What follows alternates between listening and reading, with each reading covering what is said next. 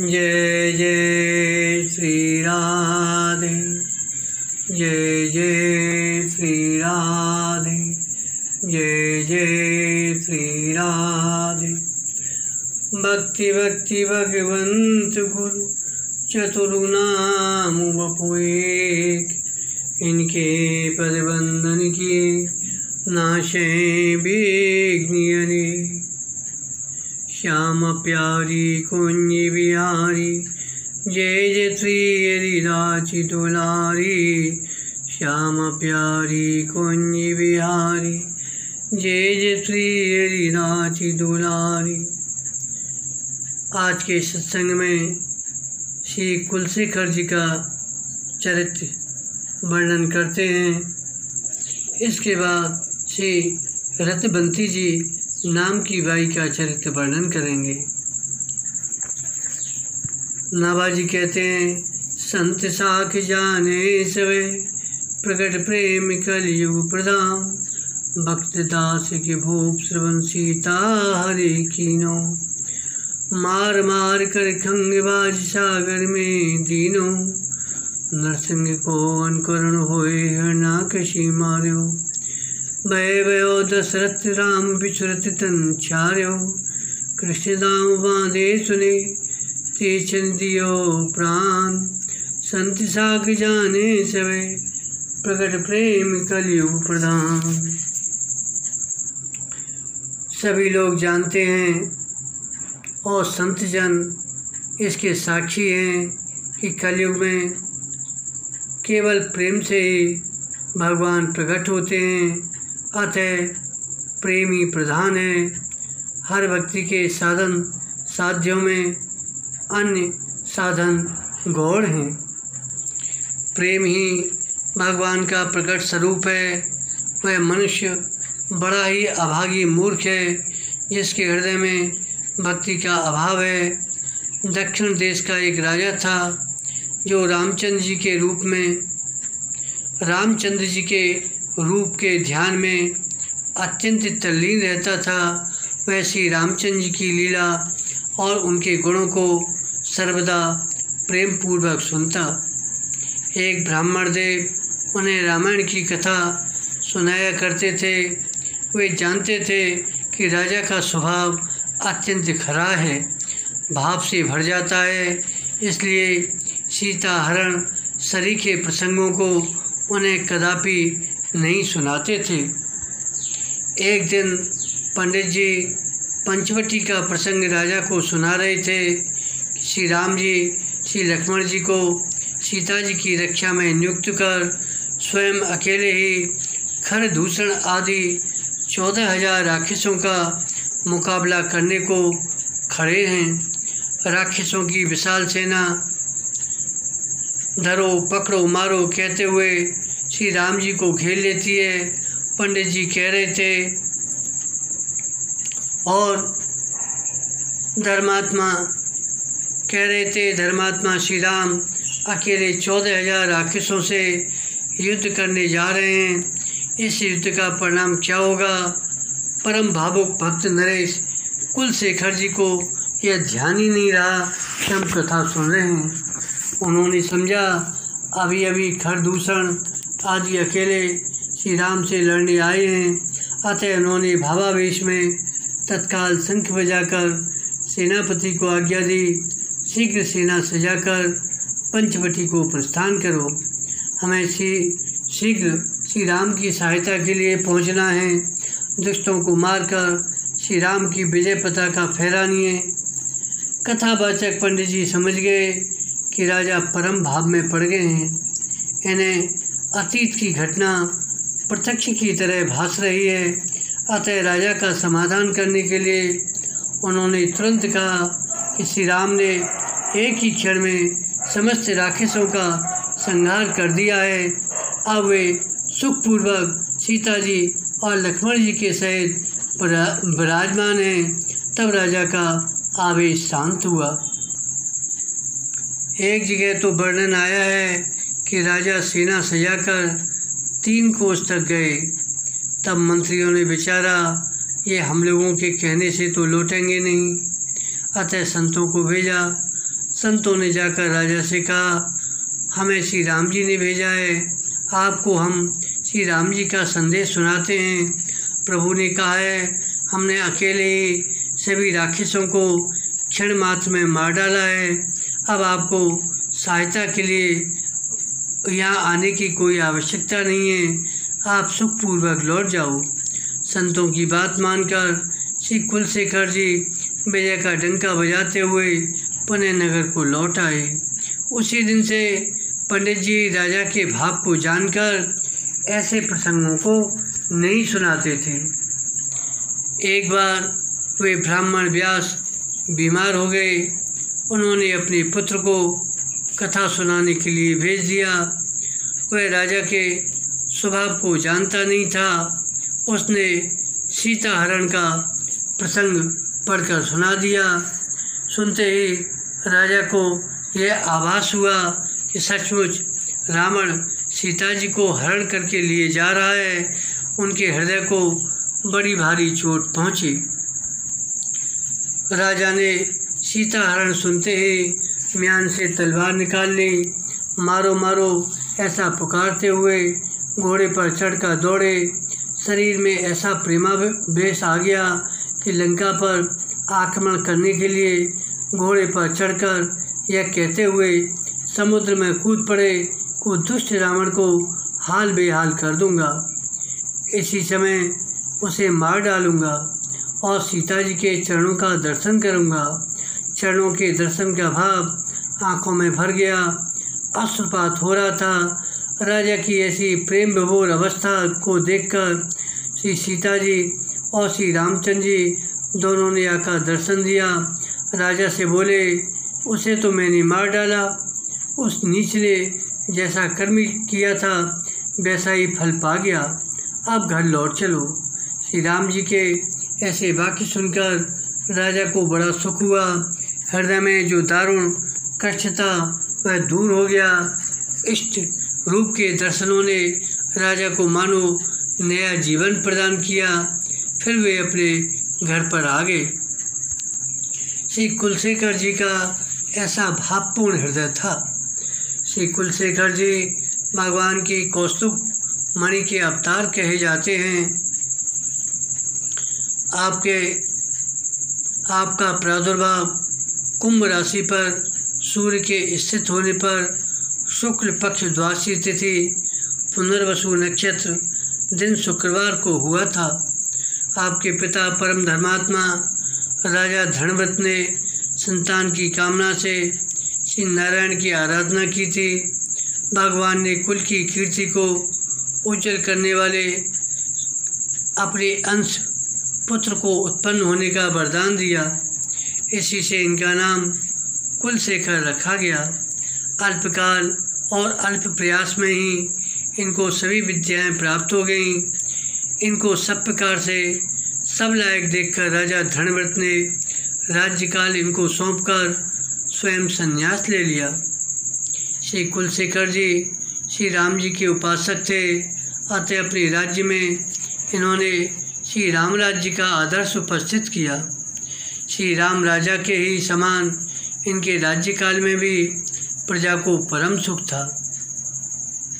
श्री राम जी की जैसे श्री राम जी की साधु ब्राह्मणों में बड़ी भक्ति थी, उसी प्रकार राजा कुलशेखर भी साधु ब्राह्मणों को भगवान के समान मानकर उनके लिए सदा सर्वदा अपना सर्वस्व अर्पण करने के लिए तैयार रहते थे। जो भी आता उसके लिए खजाना खोल देते। संसार को ही सत्य मानने वाले मंत्रियों एवं राज दरबारियों को यह बात खलती थी। वह सोचते रहते थे कौन सा उपाय करें जिससे राजा का संत वैष्णवों के प्रति अभाव हो जाए। एक बार रत्न भंडार से एक बहुमूल्य हीरों का हार गायब हो गया। बहुत तलाश करने पर भी उसका पता नहीं चला। तब सबने मिलकर यह षड्यंत्र रचा। हम सभी लोग मिलकर कहें कि हार इन्हीं मुंडी बैरागियों ने चुराया है। मौका अच्छा है। इस प्रसंग से राजा का मन साधुओं की ओर से अवश्य फिर जाएगा। फिर क्या था, सब लोगों ने एक साथ राजा से साधुओं की चुगली की कि इन्हीं लोगों ने हार चुराया है। दृढ़ निष्ठावान राजा ने कहा, ऐसा कदापि संभव नहीं है। मैं अपने कथन एवं साधुओं की सत्यता को प्रामाणिकता के लिए शपथ करता हूँ। ऐसा कहकर राजा ने एक कलश मंगवाया। उसमें स्वर्ण मुद्रा तथा एक अत्यंत विषधर काला नाग बंद कराकर कहा, अब मैं कलश में हाथ डालकर स्वर्ण मुद्रा निकालता हूँ। यदि साधुओं ने हार चुराया होगा तो वह नाग मुझे डस लेगा, यदि नहीं चुराया है तो मेरा बाल बांका भी नहीं होगा। यह कह के राजा ने सबके सामने मोहर निकाल ली। सांप हिला भी नहीं, काटना तो बहुत दूर रहा। इसके बाद राजा ने चुगलखोरों से कहा, अब तुम लोग अपने वचन को प्रमाणित करने के लिए कलश में से मुद्रा निकालो। अब तो षड्यंत्रकारियों के होश उड़ गए, उनका मुंह काला हो गया। वे लोग अपनी करनी पर बड़े लज्जित हुए। किसी का साहस नहीं हुआ मोहर निकालने का। संयोग की बात, इसी हलचल में वह हार भी मिल गया। तब राजा इन षड्यंत्रकारियों पर बड़े ही कुपित हुए और संपूर्ण राज्य में घोषणा करवा दी, जो कोई संतों में अभाव करेगा उसे प्राण दंड दिया जाएगा। तो राजा की इसी निष्ठा को लक्ष्य करके स्वामी जी ने इन्हें भक्तदास कहा। वर्णन आया है कि राजा कुलशेखर जी नित्य प्रति षोडशोपचार पूजन का साज सजाकर बड़े समारोह के साथ श्री रंगनाथ भगवान का पूजन करने जाया करते थे। परंतु मार्ग में यदि कोई संत मिल जाता तो उस सामग्री से उस संत का ही विधिपूर्वक पूजन करते और पालकी में बैठाकर घर लेवा लाते। बड़ा उत्सव मनाते, मानो साक्षात श्री राम जी घर पर पधारे हैं। उन्होंने आजीवन इस व्रत का निर्वाह किया। अब आगे श्री लीला अनुकरण एवं रत्नबंती जी की कथा का वर्णन करते हैं। प्रियादास जी कहते हैं, नीलाचल धाम तहाँ लीला अनुकरण भयो, नरसिंह रूप धर सांचे मार डार्यो है। को कह द्वेष को कहत आवेद तो पे, करो दशरथ की भाव पूरो पार्यो है। होती एक बाई किस रूप सो लगाई मत, कथा में न्यायी सुत सुनी कहो धारो है।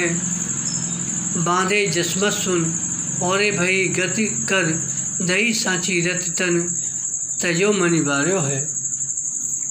एक बार जगन्नाथ धाम में नरसिंह लीला हुई। उसमें एक प्रेमी भक्त ने नरसिंह का वेश धारण कर लीला अनुकरण किया और आवेश में आकर उन्होंने हिरण्यकश्यप को सचमुच में ही मार डाला। लोगों में हल्ला मच गया। कुछ लोग कहते हैं कि इन्हें द्वेषवश मारकर बदला चुकाया है, तो कुछ लोग कहते थे कि इसने आवेश में आकर मारा है। अंत में परीक्षा करने के लिए लोगों ने कहा, इन्हें रामलीला में दशरथ बनाओ, तब पता चल जाएगा। रामलीला की तैयारी हुई, इन्हें दशरथ बनाया गया। श्री राम जी के वन चले जाने पर उनके वियोग में व्याकुल होकर विलाप करते करते इन्होंने अपना शरीर त्याग कर भाव को पूरा करके दिखा दिया। अब बताते हैं, एक रतिबंती जी नाम की बाई थी, परम भागवती थी। उसने बालकृष्ण के स्वरूप में अपनी बुद्धि लगा दी थी। नित्य प्रति वात्सल्य भाव से उपासना करती और कथा श्रवण करती थी। किसी कारणवश एक दिन वह कथा में नहीं जा पाई। अपने पुत्र को कथा सुनने के लिए भेजा। लड़के से उन्होंने कहा यदि तू ध्यानपूर्वक कथा सुनकर जो कि त्यों मुझे सुनाएगा तो मैं तुझे लड्डू दूंगी, यदि ठीक से नहीं सुनाएगा तो मैं मारूंगी। तो इसी प्रकार प्रत्येक माता पिता को स्वयं सात्विक जीवन व्यतीत करते हुए अपने बालकों को भी शुभ आचरण की ओर प्रेरित करना चाहिए। किशोरों के कोमल हृदय में संस्कार शीघ्र घर कर जाते हैं, अतः बाल्यावस्था से ही शुभ संस्कार डालने चाहिए। बहुत से लोग ऐसा मान लेते हैं कथा सुनने से बालक बिगड़ जाते हैं, अतः उन्हें कथा सत्संग में जाने नहीं देते। इस पर एक उदाहरण सुनाते हैं। सेठ जी नित्य प्रति कथा सुनने जाया करते थे। एक दिन कथा में देर से पहुँचे। जब कथावाचक पंडित जी ने विलम्ब का कारण पूछा तो सेठ जी ने कहा, पंडित जी आज आने लगा तो लड़का भी कथा सुनने के लिए मचल गया। उसी को समझाने बुझाने में देर हुई। पंडित जी ने कहा, तो क्या हर्ज था, लड़के को भी लेवा लाते। सेठ जी बोले, नहीं महाराज, बालकों का हृदय कोमल होता है, अगर कहीं कथा उसको लग गई तो घर चौपट हो जाएगा। मैं तो छाती कर्री करके आता हूँ, जिससे कोई बात हृदय में बैठे नहीं, और जो सुनता हूँ सब यहीं का यहीं छोड़ जाता हूँ। भला बालक की इतनी बुद्धि कहाँ।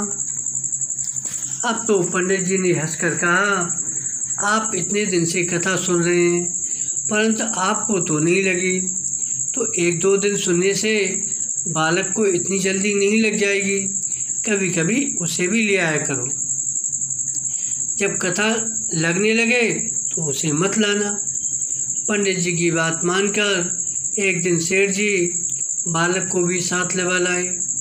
संयोग की बात, उस दिन कथा में यह प्रसंग आया कि गौ और ब्राह्मण का खाया हुआ व्यर्थ नहीं जाता है। बालक ने इस बात को धारण कर लिया। दूसरे दिन सेठ जी कथा में आए। बालक दुकान पर बैठा रहा। परचून की दुकान थी। एक गाय आई और दाल के टीन में मुंह डाला। बालक ने पीठ फेर ली। गैया मैया पूरी दाल खा गई। कथा सुनकर सेठ जी आए, देखे दाल का टीन खाली। बोले, बेटा आज तो दाल की खूब बिक्री हुई है। बालक ने कहा, पिताजी बिक्री तो एक छटाक की भी नहीं हुई। सेठ जी बोले, तो दाल का क्या हुआ। बालक बोला, गैया खा गई। सेठ जी बोले, तू कहाँ था। बालक बोला, मैं यहीं था।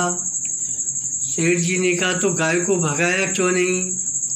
बालक बोला, कल कथा में सुना था कि गाय और ब्राह्मण का खाया व्यर्थ नहीं जाता, अतः मैंने नहीं भगाया। यह सुनकर सेठ जी ने माथा ठोका कि एक दिन की कथा में ही दुकान चौपट हो गई। सेठ जी को यह खबर नहीं इससे परमार्थिक लाभ कितना हुआ। गौ माता के आशीर्वाद से आगे चलकर यह बालक महान भक्त हुआ। तो यहाँ एक कह रहे थे कि रंतबंती जी एक दिन कथा में नहीं जा पाई, अपने पुत्र को भेजा और जब वह कथा सुनकर आया तो उन्होंने अपने पुत्र से पूछा, कथा सुनी कि नहीं सुनी, धारण की कि नहीं की, सुनाओ आज कौन सी कथा हुई। पुत्र ने कहा, आज तो माता यशोदा ने बाल कृष्ण की कमर में रस्सी बांधकर उसे उखल में बांध दिया, यह कथा हुई। नवनीत से भी कोमल कलेवर में कड़ी रस्सी अति कष्टदायक हुई होगी। ऐसा विचार करके सुनते ही बाई जी की तो और ही दशा हो गई। बाल कृष्ण के कष्ट का अनुभव करके इन्होंने अपनी प्रीति को सच्ची करके दिखा दिया और अपने शरीर को मानो नौछावर कर दिया। इस तरह यहाँ प्रेमी भक्तों की कथा का वर्णन किया गया। बोलो भक्त भगवान की जय। जय जय श्री राधे। जय जय श्री राधे। जय जय श्री राधे।